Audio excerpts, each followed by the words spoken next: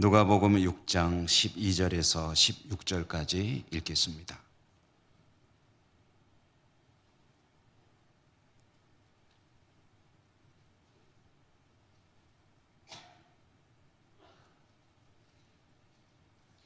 한 절씩 교독합니다.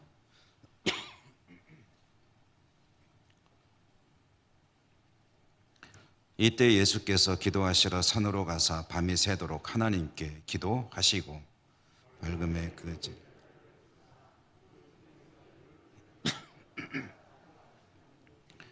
곧 베드로라고도 이름을 주신 시몬과 그의 동생 안드레와 야고보와 요한과 빌립과 바돌로메와 도마와 야고보의 아들 유다와 예수를 파는 자가 될 가룟 유다라. 아멘. 오늘도 주님의 은혜가 여러분과 함께 하시기를 기원합니다. 수요일에 우리가 신약 성경을 읽기 시작하고 오늘이 이제 13번째입니다. 오늘은 예수님께서 12 제자를 택하시는 이야기, 이 말씀을 통해서 이 속에 들어있는 이제 성경이 말씀하시고자 하는 바들을 우리가 찾아가도록 하겠습니다. 예수님을 따르는 무리들은 시간이 지날수록 점점 늘어났습니다. 이제 정말 많은 그런 사람들이 사방에서 몰려왔고요. 그런 가운데 이제 예수님은 오늘 말씀에 보니까 12명을 선택하는, 그래서 그 12명을 자신의 특별한 제자로 삼으시는 그런 장면입니다. 오늘 본문 말씀에 보면 13절에 보니까 12를 택하여 사도라 칭하셨다라고 말씀합니다. 그러니까 12명의 사람을 선택하셨는데 그 사람을 주님께서 사도라고 부르셨다라는 이야기입니다. 사도라는 말이 나왔기 때문에 여기서 이제 사도와 관련된 이야기를 잠깐이라도 짚어보고 넘어가는 게 좋겠다는 생각입니다. 사도, 우리도 자주 쓰는 말이죠. 성경에 자주 나오고, 그래서 사도라는 말이 굉장히 익숙한데, 우리말로 이제 사도라고 번역되어 있는 이 말이 원래 성경에 쓰일 때는 어떤 말이었을까 하고 찾아보면은, 사도라고 번역된 이 말이 원래 가지고 있는 뜻은 어떤 임무를 띠고 파송받은 자라는 의미를 가지는 단어입니다. 그래서 그 단어를 우리 국어 성경으로 옮길 때에 한자 말이지만 사도라는 말을 가져와서 번역을 한 겁니다. 그러니까 사도, 예수님께서 제자들을 사도라고 부르셨는데 그 말은 그들에게 임무를 주셔서 보내는 사람, 사도들의 입장에서 보면은 보냄을 받은 거죠. 예수님은 보내시는 거고, 그러니까 사도들의 입장에서 보면은 임무를 부여받고 보냄을 받은 사람이라는 의미를 가진 그 사도, 그 사도로 주님께서 제자들을 부르셨다라는 그런 이야기입니다. 이 초대교회 이후에 사도라고 불리던 사람들이 있었는데 이 사람들은 우리가 익히 잘 알고 있죠. 교회 지도자들입니다. 그것도 아주 가장 교회에 계급이 없고 또 무슨 층이 있는 건 아니지만 그래도 이제 지도력이라는 관점에서 보면은 가장 핵심에 위치한, 가장 의사결정의 상층부에 위치한 사람들이 사도였죠. 이 사도들이 누구냐면은 예수님의 12 제자가 바로 사도입니다. 예수님의 12 제자인데, 근데 정확히 또 12 제자만 사도냐 하면 또 그건 아닙니다. 왜냐하면 여러분 잘 아시다시피 12명의 제자 중에 한 사람은 탈락했잖아요. 가룟 유다는 예수님의 12 제자로 오늘 본문에도 나오는데 사도로 택함을 받았지만 자기 생각대로 판단을 하고 예수님을 이제 대제사장 무리에게 팔아 넘기고 자기는 이 대열에서 이탈했다가 스스로 목숨을 끊어 죽지 않습니까? 그러므로 이제 그 중에 다른 한 사람을 선택해서 12명의 사도의 자리를 채우는 이야기가 사도행전 앞부분에 나오는데, 지난 주일날 우리가 오후에 이제 지역장, 구역장 파송 예배를 할 때 보았던 본문이 바로 그 대목이죠. 그래서 마띠아라고 하는 사람을 제비 뽑아서 얻어가지고 12명의 자리를 채우는 이야기가 이제 나오죠. 어쨌든 이렇게 오늘 본문에 나오는 12명만이 이 사도는 아니다. 왜냐하면 이 12명의 제자 말고도 우리가 사도하면 떠오르는 이름들이 당장 몇 사람이 있지 않습니까? 대표적으로 누굽니까? 사도 바울이 있죠. 그 다음에 또 누가 있습니까? 사도, 지금 새벽에 공부하고 있는 사도 야고보가 있죠. 그리고 또 누가 있습니까?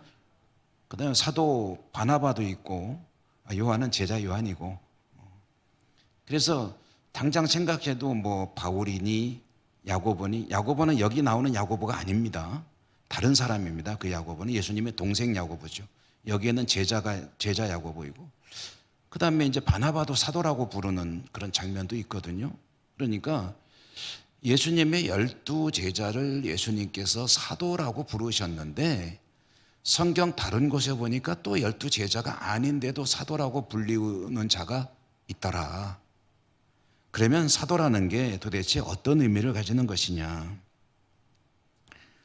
사도 이야기를 제대로 하자면 굉장히 이야기가 길어집니다. 그래서 오늘 뭐 중요한 것 한두 가지만 짚어보고 넘어가려고 하는데요. 일단 사도의 범위, 누가 사도냐라고 물어보면은 엄밀하게, 정확하게, 가장 좁은 의미로 보면은 예수님의 직계 제자가 사도입니다. 그거는 맞습니다. 예수님이 직접 그렇게 부르셨으니까. 그런데 성경이 조금 더 그 사도라는 의미를 확대해서 이야기하는 사도 바울과 같은 그런 인물은 예수님의 직계 제자는 아니지만 성경이 사도라고 부르고 있거든요. 그러면 사도가 맞죠. 그래서 사도를 조금 넓은 의미로 보면은 예수님의 직계 제자들을 더하기 예수님과 밀접한 관련이 있는 사람, 제자 못지않게 예수님과 밀접한 관련이 있는 사람을 사도라고 부른다. 이렇게 조금 범위를 넓혀볼 수가 있겠습니다. 그러면은 사도 바울이나 또는 사도 바나바나 또는 사도 야고보나 이런 말들이 이제 가능해지게 되는 거죠. 이런 사람들이 초기 교회의 지도자로 사도로서 불리우며 활동을 한 것이죠. 이 사도의 의미를 여러 가지로 이제 그 의미를 중요성을 찾아볼 수가 있는데, 저는 오늘 그 성경과 관련해서 사도라는 이 호칭이 왜 중요한지를 잠깐 말씀을 드리려고 합니다. 여러분, 성경이라는 말도 한번 잠깐 생각해보고 넘어가죠. 우리가 공부하는 시간이니까 뭐 주일 낮 예배 때 이럴 때는 이런 말씀 못 드립니다. 시간이 없기 때문에. 성경이라는 말, 특히 신약 성경에 나오는 성경이라는 말, 신약 성경에 나오는 성경이라는 말은 어떤 책을 가리키는 것일 것 같습니까? 대표적으로 디모데후서 3장에 보면 모든 성경은 하나님의 감동으로 된 것으로 교훈과 책망과 바르게 함과 의로 교육하기에 유익하니라는 구절하지, 우리가 잘 아는 구절이 있죠. 거기서 말하는 성경은 무엇을 가리키는 것이냐? 그것은 우리가 가지고 있는 이 성경이 아닙니다. 거기서 가리키는 성경은 무엇을 가리키는 거냐면 구약 성경을 가리키는 겁니다. 왜냐하면 그 신약 성경이 기록되던 시대에는 신약 성경이라는 성경은 존재하지를 않았습니다. 없었던 거죠. 그러면 초기에 기독교인들이 가지고 신앙생활하던 성경이란 도대체 뭐냐 하면은 유대인들을 통해서 전해진 율법 또는 시편 또는 예언서 또는 역사서와 같은 구약 성경들이 오늘 우리가 가지고 있는 것처럼 한 권의 책으로 묶여져 있는 것도 아니고 두루마리로 또는 쪽으로 파피루스 같은 데 기록이 돼 가지고 이제 그런 것들이 성경으로 이제 이 기독교인들에게도 신앙의 이제 기준이 되고 있었다는 거죠. 그러니까 신약 성경에 나오는 성경이라는 말은 일단은 구약 성경을 가리키는 것이다. 이렇게 이해하시면 됩니다. 왜냐고요? 그때는 신약이라는 게 없었다니까요. 그러면 신약 성경이라는 이 성경은 언제 어떻게 해서 우리에게 주어지게 된 것이냐? 요즘도 제가 신약 성경을 가지고 말씀을 전할 때는 가끔 이 성경은 어떤 것입니다라고 말씀드리잖아요. 예를 들어서 로마서를 자주 말씀드리는데, 로마서는 사도 바울이 고린도라는 도시에 있으면서 로마에 있는 성도들에게 보낸 편지입니다. 그것이 나중에 성경으로 묶여져 가지고 우리한테 전해지고 있습니다. 이런 말씀을 자주 드리잖아요. 그런 것처럼 이 신약, 이 초기 교회 시대에는 지금의 신약 성경들은 다 글로, 편지로 또는 기록되었던 문서로 존재하던 것들이었습니다. 그 당시에는 그런 글들이었다는 거죠. 단지 성경이라는 것이 아니고 사도들이 써서 보낸 편지로 존재하기도 하고, 또는 어떤 이야기로 존재하기도 하고, 또는 어떤 묵시록으로 존재하기도 하고, 이러던 글들이 많이 있었고 엄청나게 많은 분량이 존재했는데, 그 중에서 27권만이 이게 틀림없는 하나님 말씀이라고 묶여지게 되었습니다. 그게 오늘날의 신약 성경입니다. 그런데 이게 언제 이렇게 묶여졌냐면은 주님이 부활 승천하시고 몇 년쯤 지난 뒤에 묶여졌을 것 같습니까? 여러분이 한번 추리력을 한번 제가 여쭤봅니다. 언제쯤 묶여졌을까요? 오늘날의 신약 성경이 몇 년쯤 지났을까요?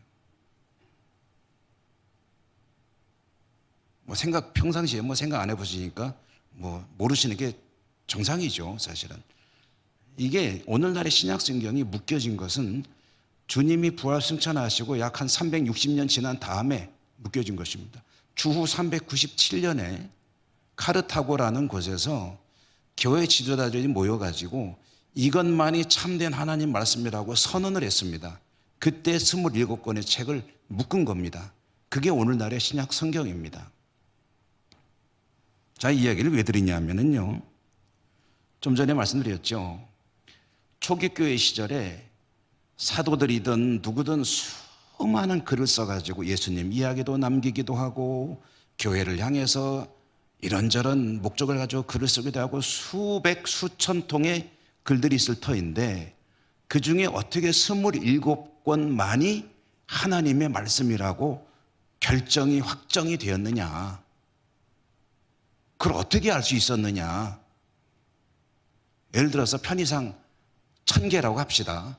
1000개의 두루마리가 있는데, 또는 양피지에 기록된 글들이 있는데, 그 중에서 어떻게 27개만이 하나님의 말씀이고 나머지는 이거는 아니다라고 분간할 수 있었느냐? 그럼 뭔가 기준이 있었겠죠. 이것은 하나님 말씀에 틀림없다라고 모든 교회가 인정하는 기준이 있었겠죠. 그 기준 중에 하나가 사도성이라는 기준입니다. 사도성이라고 말하니까 좀 얼른 이해가 잘 안 되실 텐데, 뭐냐면 사도가 직접 썼거나 아니면은 사도와 밀접한 관련이 있는 자가 쓴 것이 그 기준 중에 하나가 된 겁니다. 1000개의 글이 있다고 합시다. 1000개 두루마리가 있습니다. 다 신령한 글처럼 보입니다. 이 중에서 27개만이 하나님의 말씀이다 라고 한다면, 왜 그게 하나님 말씀이라고 보느냐? 이거는 사도 요한이 쓴 것이다. 요한계시록. 그 다음에 이것은 사도 마태가 쓴 것이다. 마태복음. 이것은 사도 베드로의 비서인 마가가 쓴 것이다.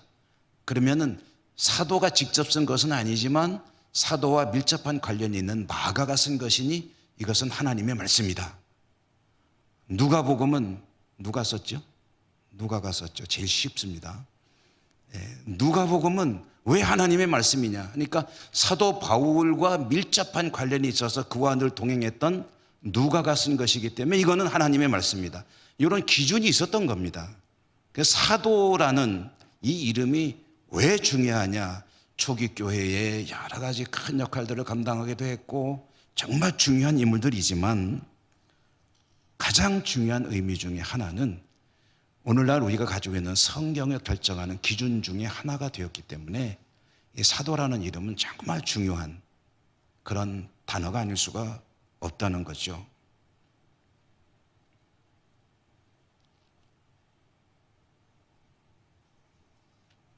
사도는 교회 초기 개척자이고 그리고 초기 지도자이고 오늘날 우리가 가지고 있는 하나님의 말씀 성경의 형성에 직접적으로 간접적으로 큰 역할을 했던 사람들입니다.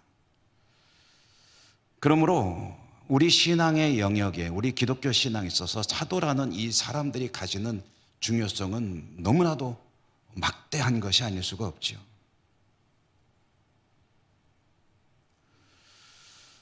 사도들은 주님 부활 승천하신 후에 주님의 공생애가 마감되고 승천하신 후에 교회 시대를 열어가는 그런 주역이었습니다. 사도들에 의해서 교회 시대가 이제 열리기 시작한 겁니다.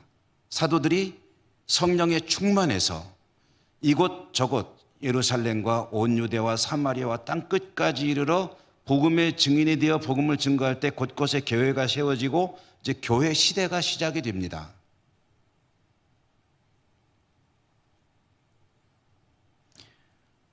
그러므로 기독교 역사에 있어서 사도들의 중요성이란 이루 말할 수가 없는 것이죠. 그 사도 12사람을 오늘 주님께서 택하시는 이야기입니다. 이게 얼마나 중요한 사건인지 이해가 되시죠? 주님께서 탄생하시고 어린 시절을 보내시고 그 다음에 공생애를 시작하시며 세례를 받으시고 시험을 받으시고 그 다음에 갈릴리를 중심으로 사역을 펼쳐나가실 때 병자를 고치시고 그리고 천국 복음을 선포하시면서 사역의 장을 넓혀나가시는 그때에 그렇게 확대해 나갈 즈음에 하신 일 중에 정말 중요한 일, 그것은 12명의 사도를 선택하는 것이었다. 그러니까 주님이 가지고 계신 계획이 그거예요. 주님이 사람이 되어 이 땅에 오셔서 이 땅을 구원한 역사를 시작하셨는데 혼자서 다 하시는 게 아니에요. 그리고 자신의 시간은 1차적으로는 약 한 3년밖에 안 주어져 있어요. 공생애가. 그러므로 이제 주님이 십자가에 죽으시고 부활하시지만 승천하셔야 되는데 그 뒤에 주님의 뒤를 이어 이 땅에 하나님의 나라를 세워갈 사람들을 세우는 작업을 하는 게 최초에 선택받은 사람들이 12명의 사도라는 거죠. 그러므로 이 사람들을 선정하는 이 본문은 어쩌면은 예수님의 공생애의 하나의 터닝 포인트, 전환점이 되는 그런 이야기를 오늘 우리가 읽은 것이다. 짤막한 본문이고 여기 뭐 특별한 설교 내용이 있겠나 하는 생각이 드실 수도 있겠죠. 너무너무 중요한 내용입니다. 12명이 어떤 사람인지 이름도 나오잖아요. 베드로라고 이름을 붙여주신 시몬, 원래 본명은 시몬이죠. 그리고 누굽니까?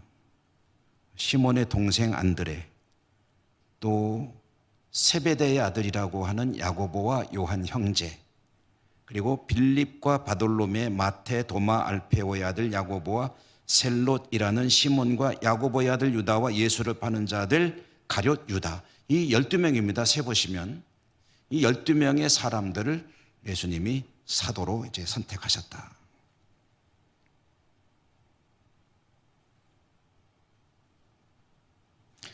이 중요한 인물들인 사도를 선택하시면서 성경이 전해주는 바를 보면 그냥 선택하셨다라고 되어 있지 않고 그 앞에 무슨 얘기가 잠깐 나오잖아요. 무슨 얘기가 나왔습니까? 12절 한번 읽어보실까요?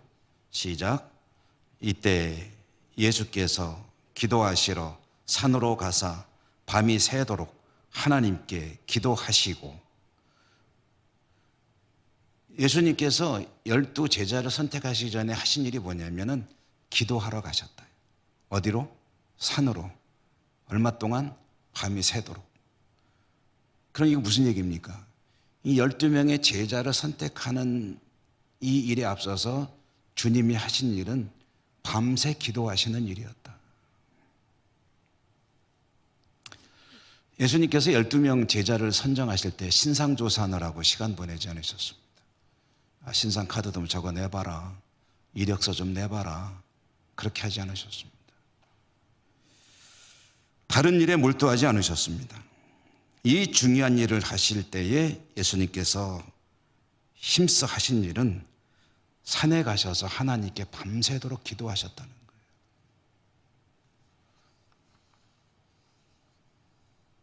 그리고 내려오셔서 제자들을 부르셨습니다.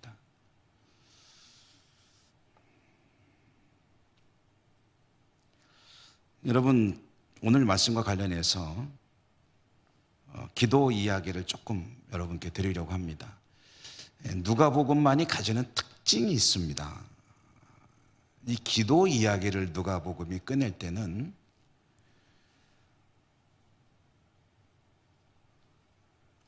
기도라는 용어를 쓰는데 이 말은 조금 이해가 안 되시면 좀 이따 설명해 드리니까 그냥 들어보십시오. 누가복음에서 기도라는 말을 쓸 때는 명사로 안 쓰고 동사로 씁니다. 명사로 쓸 때도 있긴 있어요. 그런데 아주 극소수고 거의 동사로 쓰고 있습니다. 이 말이 무슨 말이냐면 누가복음이 말하는 기도는 어떤 관념이 아니고 행동이라는 뜻입니다. 누가복음에서 기도를 표현할 때 기도라는 것을 하나의 어떤 개념이 아니라 기도는 하는 거라는 것을 계속 이야기하는 거예요. 요즘에 새벽에 야고보서를 읽으면서 여러분 그 이야기를 제가 자주 드리고 있죠. 믿음은 이해나 생각이 아니라 행동입니다. 야고보 사도가 그것을 강조하고 있습니다. 라는 이야기를 계속 드리고 있잖아요. 믿음이라는 건 뭐냐? 나 믿는다라는 생각이 아니고 겉으로 드러나는 행동을 통해서 믿음이 입증이 되는 것이다. 믿음은 행동이다. 그런데 오늘 누가복음은 그걸 기도라는 것에다가 그런 의미를 강조하고 있습니다. 기도는 생각이 아니고 기도는 어떤 사실이 아니고 기도는 행동이다. 행하는 것이 기도다. 기도해야지 하고 생각하고 있거나 기도는 이런 것이지 라고 잘 알고 있는 것은 적어도 누가복음의 관점에서 보면은 그건 중요한 게 아닙니다. 기도는 하는 게 중요합니다.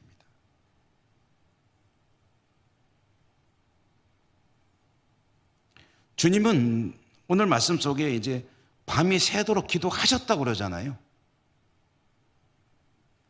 주님은 기도하시는 분이었다. 복음서를 읽어보면 자주 등장하는 표현 중에 주님께서 한적한 곳을 찾으셨다는 이런 표현이 자주 나옵니다. 주님께서 한적한 곳, 조용한 곳으로 가셨다. 그럼 조용한 곳이 어디겠습니까? 주로 산이나 아니면은 갈릴리 호숫가나 사람들 별로 없는데 주로 조용한 시간에 한적한 곳으로 주님이 가셨다. 그 얘기는 다른 말로 하면 무슨 얘기냐면 기도하셨다라는 뜻입니다. 근데 그 표현이 자주 나와요. 그리고 중요한 일을 앞두고 그렇게 하시는 것을 볼 수가 있습니다. 좀 전에 말씀드렸지만 사도를 선정하는 것은 주님에게도 너무너무 중요한 일입니다. 그러므로 주님은 산에 가셔서 밤새 기도하시고 내려오셔서 12명의 제자를 선정하셨다. 그리고 그들을 사도라 부르셨다. 라는 것입니다.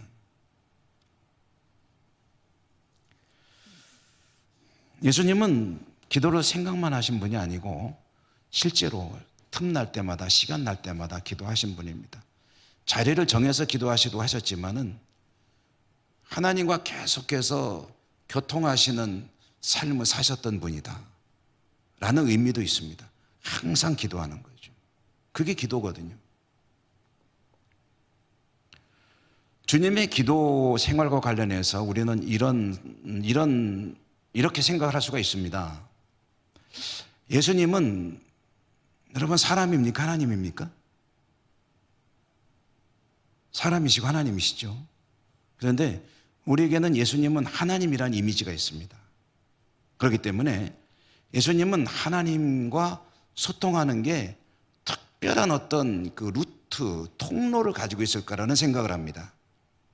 예수님은 하나님이시고 하나님의 아들이시고 사람이 되기 때문에 오셨지만 특별하신 분이기 때문에 하나님의 생각을 다 이미 알고 있을 거라는 그런 선입관도 가지고 있습니다. 예수님은 하나님의 생각을 특별히 여쭤보지 않더라도 이미 다 공유하고 계실 것이다. 아버지의 생각이 예수님의 생각이고 아버지께서 굳이 말씀 안 해도 이미 이 속에 딱 지식으로 들어가 있고 다 알고 계시고 자신이 할 일을 알고 있고 그다음에 뭐가 어떻게 될지도 미리 다 알고 있고 척 보면은 다 보이고 예수님은 그런 분이실 것이다라는 선입관을 가지고 있습니다. 뭐 그럴 수 있습니다. 아니라고 말할 수도 없지만 그렇다고 말할 수도 없습니다. 왜냐하면 성경에 그런 증거들이 별로 없어요. 우리는 정확히 예수님이 얼마나 하나님과 생각을 공유하고 있는지 알 수가 없습니다. 마음대로 정해서는 안 됩니다. 이미 다 아실 걸 이라고 생각하면 안 됩니다. 얼마나 하나님의 생각에 대해서 통찰력을 갖고 계실지 그건 알 수가 없지만 근데 성경이 말해주는 바가 있어요. 뭐냐면 얼마나 열심히 기도하셨느냐. 왜 기도하겠습니까? 하나님의 뜻을 알기 위해서 기도하는 거죠. 하나님의 뜻을 깨닫기 위해서 하나님의 응답을 받기 위해서 기도하는 거죠. 그러므로 예수님은 기도 안 하셔도 이미 다 알고 계실 거라는 선입관을 가질 필요는 없습니다. 예수님 잡히시던 밤에 겟세마네에서 하시던 기도를 보면 단적으로 우리가 알 수가 있죠. 이 잔이 지나가기를 원합니다. 그러나 나 원대로 되지 않고 아버지 원대로 되기를 원합니다. 아버지 원이 뭔지를 자신은 어렴풋이 깨닫고 있는 거예요. 그것은 십자가의 죽음입니다. 어떻게 알았느냐? 성경을 통해서 말씀을 통해서 깨달은 바예요.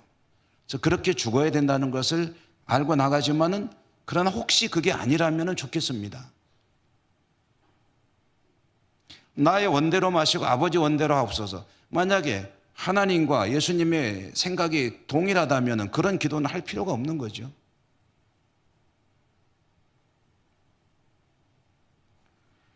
예수님은 하나님께 기도하며 밤을 지새우기가 일수였고 시간만 나면 하나님께 나가서 기도했고 그렇게 기도에 전념할 때 성경을 연구할 때 그때 성경은 뭐라고요? 구약 성경이죠. 선지자를 통해 주신 말씀을 연구하고 하나님께 기도하는 가운데 하나님의 감동이 임했을 것이고 그런 것들을 통해서 하나님의 뜻을 하나하나 깨달아 나가는데 이 12명의 제자를 선택할 때도 하나님께 기도하고 그리고 하나님의 뜻을 구하면서 이제 제자를 택할 때가 되었나이다. 주여 12명의 제자들을 선택하게 하소서라고 기도를 했는지 뭐 정확한 기도 내용은 모르죠. 어쨌든 이 문제를 놓고 하나님께 간절히 기도했다는 것이죠.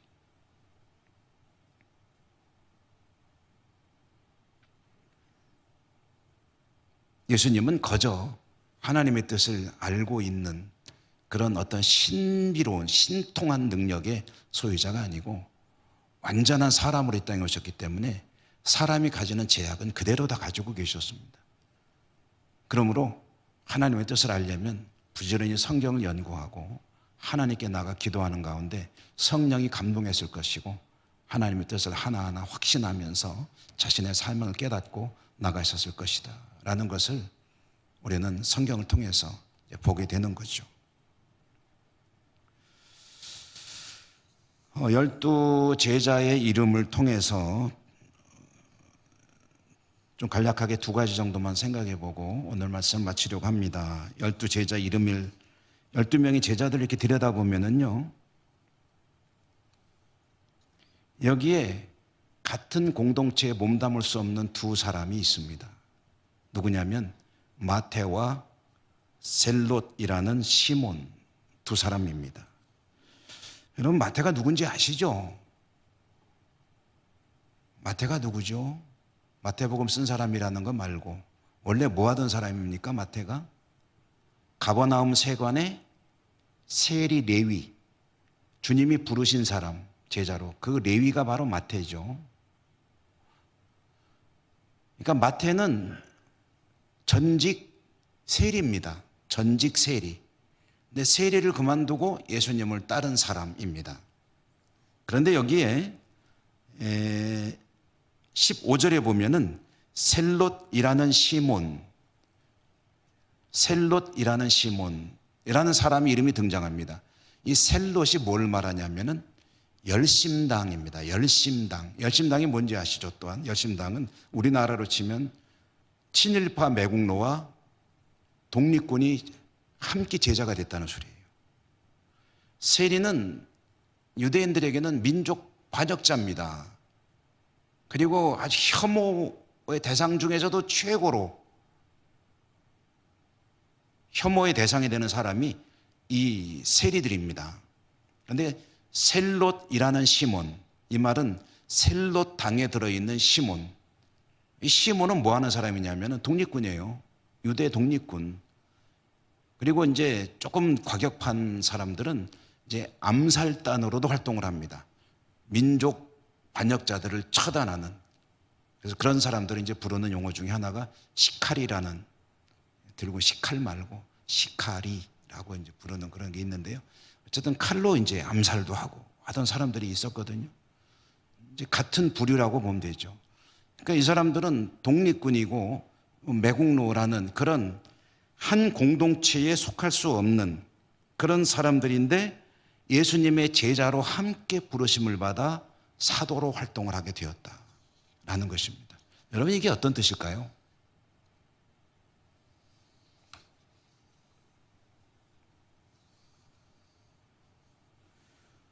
이 두 사람은 그야말로 불구대천의 원수입니다. 한 세상에서, 한 하늘 아래서 같이 살아갈 수 없는 사람들입니다. 한 공간 내에 있을 수 없는 사람들입니다. 그런데 그들이 예수 그리스도 안에서 같은 제자로서 사도로 살아가게 되었다라는 이 이야기는 각자가 추구하는 인생의 방향으로 가게 되면 절대로 어울릴 수 없는 사람들이지만 주님이 추구하시는 하나님의 나라에서는 같은 동역자가 될 수가 있다. 그런 뜻이죠. 자신들의 주장을 끝까지 주장하면은 이렇게 갈 겁니다. 그러나 주님이 바라보는 방향으로 함께 시선을 모으게 되면은 쉽지는 않을지 모르겠으나 결국은 좁혀지면서 가다가 만나게 될 것입니다. 주 안에서 주님의 뜻을 따르면 이루지 못할 화해는 없습니다. 주님의 뜻을 따르면 일치하지 못할 분열은 없습니다. 주님의 뜻을 따르면 교회 공동체는 하나가 되어서 그 어떤 어려움도 이겨나갈 수가 있습니다. 여러분, 주님의 뜻을 따르는 여러분의 신앙과 삶이 되시기를 축복합니다. 또 한 가지는 가룟 유다라는 인물의 존재예요. 가룟 유다 있잖아요. 참 불쌍한 사람이죠.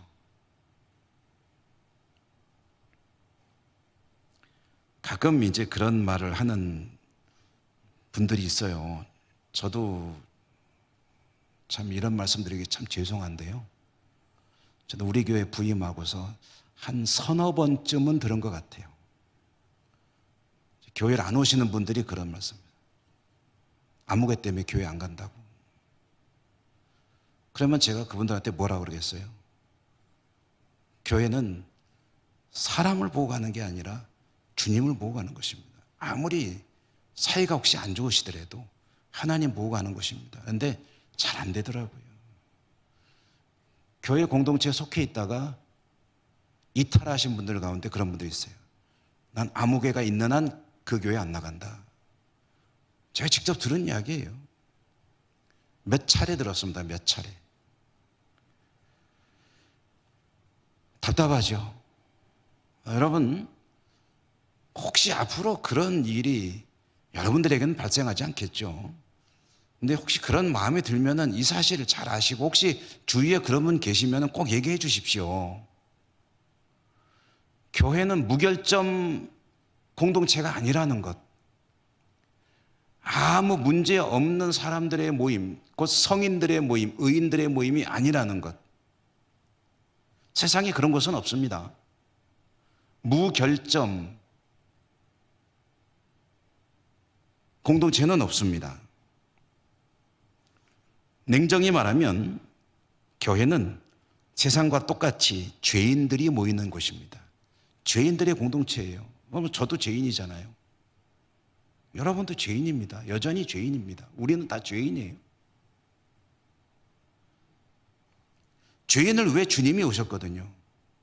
의인을 위해서 오신 게 아니고 죄인을 위해서 오셨습니다. 그렇기 때문에 나를 위해서 오신 거예요. 내가 의인이면 주님과 나는 상관없어요. 내가 죄인이기 때문에 주님이 필요한 거죠. 죄인을 위해서 오신 주님 은혜로 의인이 되는 길이 열렸습니다. 의인으로 가는 길이 열렸습니다. 주님을 믿음으로 인해서 의인이 되는 것이 아닙니다. 여러분 그거 잘 아셔야 돼요. 주님을 믿기 때문에 내가 의인이 되는 게 아니에요. 의인으로 가는 길이 열리고 그 발걸음을 옮기기 시작하는 겁니다. 의인을 향해 가는 거예요. 다만 비유하자면 죄를 가지고 있고 죄인이지만 주님께서 보석금을 내주셨기 때문에 판사가 보석금 받았으니까 석방해 주는 거예요. 죄 없다고 치고. 죄가 없어지는 게 아니고 없다고 쳐주는 거예요. 일단 모두가 다 죄인입니다. 하나님이 하늘에서 보니 의인이 있는가 봤더니 의인이 하나도 없더라.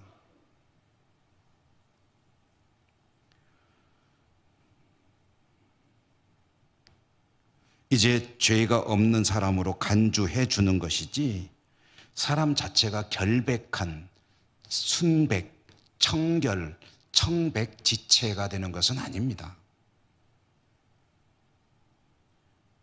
그러므로 이제 그 조금이라도 더 깨끗한 사람이 되기 위해서 주님의 뒤를 따라가는 길을 이제 부지런히 쫓아가는 거예요. 그것이 거룩에 이르는 길입니다. 그래서 그것을 보통 신학적인 용어로 성화라고 하죠. 성화. 의롭다고 쳐주는 의인의 자격을 부여받았으니 이제는 거룩한 성도로 살아가는 길을 향해 열심히 달려가는 것, 그게 성화이고 그게 거룩에 이르는 길이고 그게 성도의 삶입니다. 제자가 되는 길을 가는 거죠. 같은 이야기입니다. 가룟 유다, 예수님께서 그렇게 기도하고 고르신 12명 중에 또 예수님을 배반하고 팔아먹는 자가 있잖아요. 퍼센테이지로 따져보니까 12분의 1, 약 한 80% 정도, 아니 8% 정도. 예수님에게도 8% 정도의 문제 있는 인물이 들어있잖아요. 어떻게 교회에 아무런 문제가 있을 수 있겠습니까? 그렇게 서로 때로는 다투기도 하고 문제가 되기도 하고 그러면서 용서하고 눈물로 함께 기도하고 화해하고 다시 또 때로는 시험이 들기도 하고 그러면서 이 땅의 공동체의 모습은 이루어져 가는 거예요. 그게 정상입니다. 왜요? 죄인들이 모이는 곳이니까.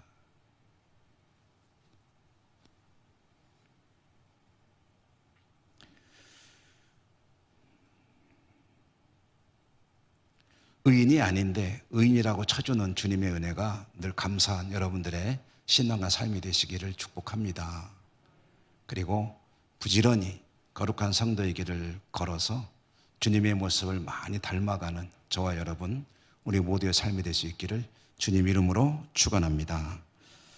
은혜로우신 하나님 감사합니다. 오늘 주님께서 제자들을 부르시는 이야기를 들여다보면서 몇 가지를 생각해 보았습니다. 저희들은 부족합니다. 연약합니다. 늘 깨어지고 부서지고 넘어지고 실족하고 실망하고 좌절하고 슬퍼하고 탄식하며 믿음으로 살지 못하고 하나님 앞에 부끄럽고 부족한 모습으로 살아갈 때가 너무 많습니다.